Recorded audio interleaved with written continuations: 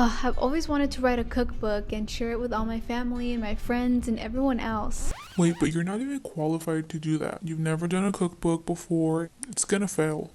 But what if I write out an outline and then I figure out the rest as I go? No, this is my cookbook and it needs to be perfect. Besides, who am I kidding? I'm not a trained chef. There's no way anyone would like the recipes. It's gonna suck. It's gonna be fine. No one is going to want to buy it. It doesn't matter who gets it.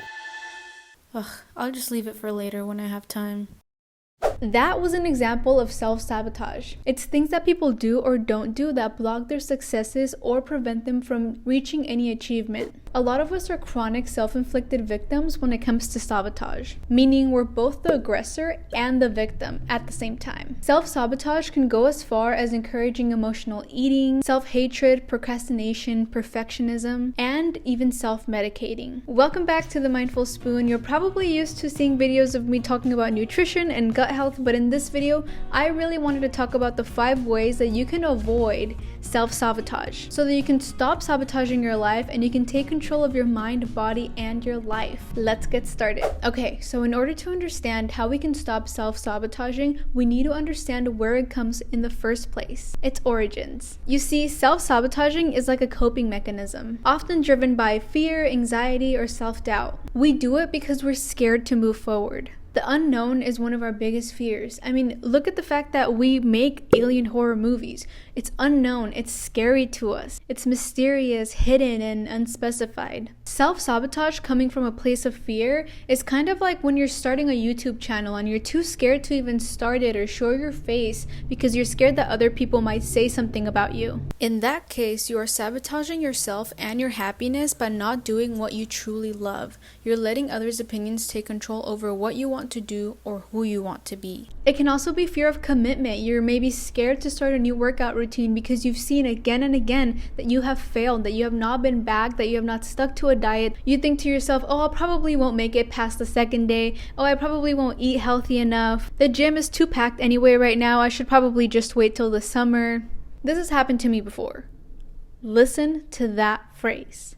This has happened to me before. We create excuses so that we don't do what is uncomfortable. Our mind wants to keep us safe. It recognizes that in the past, maybe keeping a workout routine wasn't successful, and it convinces you that the next time you try to start a new workout plan, it will also be unsuccessful. These thoughts are coming to your head because your own mind is trying to protect you from what it knows, from what it's experienced. It's like gathering information and basing it upon past experiences.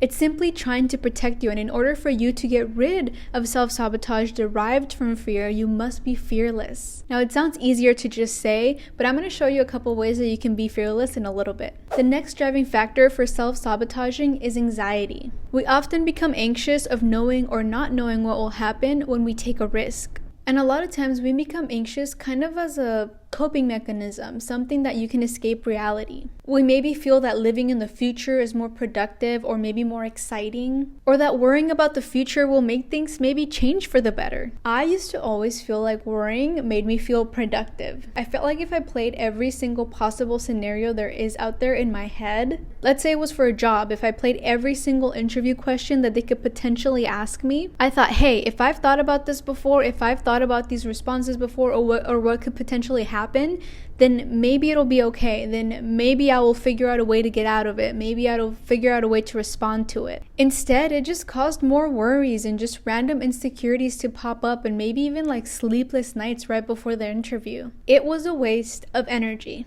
The last driving factor for self-sabotage is self-doubt. Similar to fear and anxiety, it is easier to use self-doubt as a coping mechanism because it just pushes things aside. Pushing things aside gets rid of that uncomfortable feeling of having to solve yet another uncomfortable issue. In reality, getting rid of self-doubt takes believing in ourselves. And when we have self-doubt, we believe that we don't deserve to look, to act, or to be who we've always wanted to be. That's why a lot of times people who practice self-sabotage also practice self-doubt. Okay, Jen, I hear you, but what are some ways that I can actually get rid of this, girl? Tell me. If you find yourself self-sabotaging and it's coming from a place of fear, then one of the best ways to deal with that is rejection therapy or cognitive behavioral therapy. These types of therapies can be free in a way with some research that you can do online. However, there are tons of therapists out there that can help you with that type of therapy, and it can be a lot more efficient, and maybe you'll see more results a little bit quicker. Cognitive behavioral therapy is sometimes experienced or practiced by putting yourself out there. Kind of like if you're scared or if you have some type of fear of being in large crowds, you would put yourself in that situation voluntarily. Then what you would do afterwards is you would journal your thoughts throughout the day. What happened when you were actually in the crowd?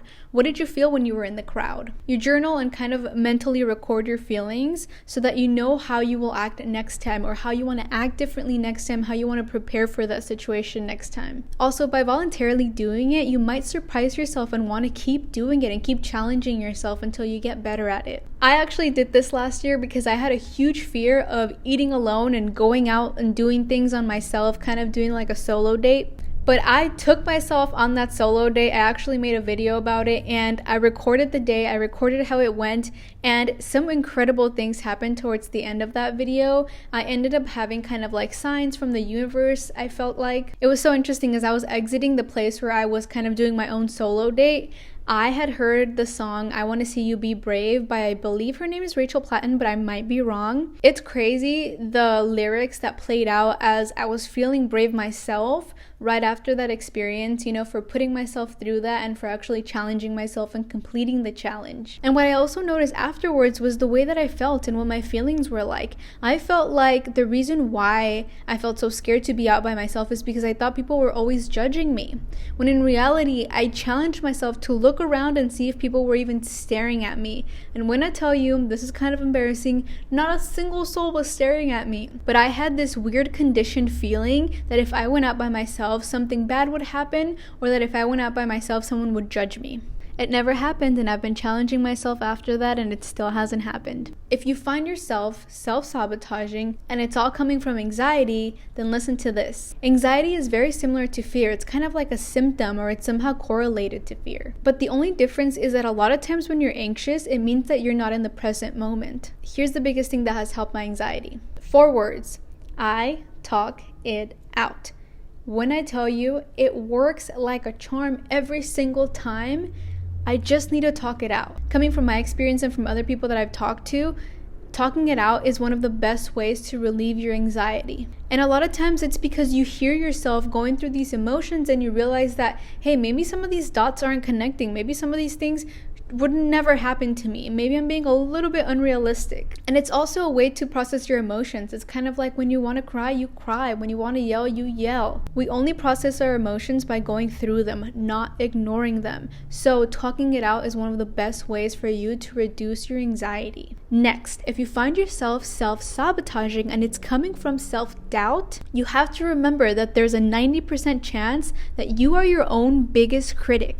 I've seen this going around a lot, and a method that I've seen people really talk about is printing out a picture of them as a child, or maybe holding a picture of them as a child, and try to gather those mean thoughts, those mean things that you say to yourself on the regular. Try to gather those thoughts, maybe write them down, and then try to say them to younger you. This has hit a lot of people. It has hit me in the past. When I think of myself and I bring my picture up in my mind and I tell myself those mean things that I've been telling myself now at this age, it breaks my heart because I would never tell this to someone that's that young, that's growing up, that's trying their best. I think it is then that you realize how mean, cold-hearted you are to yourself, how you're not compassionate with yourself, or you don't give yourself enough patience or time. And just learning this habit of quitting negative self-talk is very difficult, and it's really like creating a new habit when you're trying to form your negative thoughts into positive thoughts, but it comes with practice. It really does. It literally feels like you're getting all this energy and like pushing it out of you, because you are. Because there's all this pent-up anger or resentment, and once you start gathering those habits, like transforming your negative self-talk to positive self-talk, it's all about how you start your day too.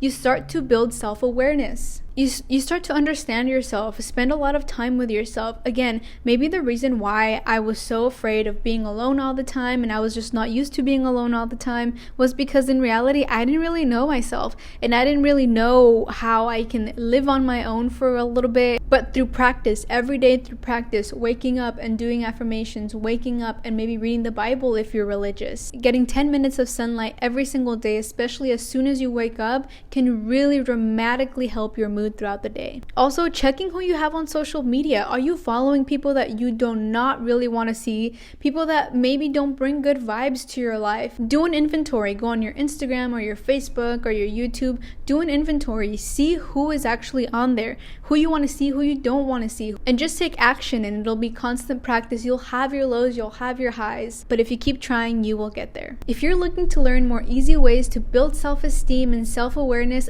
join the club because so am I. We can learn this together. I gathered a lot of this stuff and a lot of these ideas from The Mountain Is You by Brianna Weiss. She is amazing. I'm going to go ahead and put her book down below. I'm constantly trying to research how I can make my mind work for me and not the other way around. Also, join our community by subscribing to this channel and letting us know what you want to see from us. Remember to be gentle with yourself, and I'll see you soon. Bye.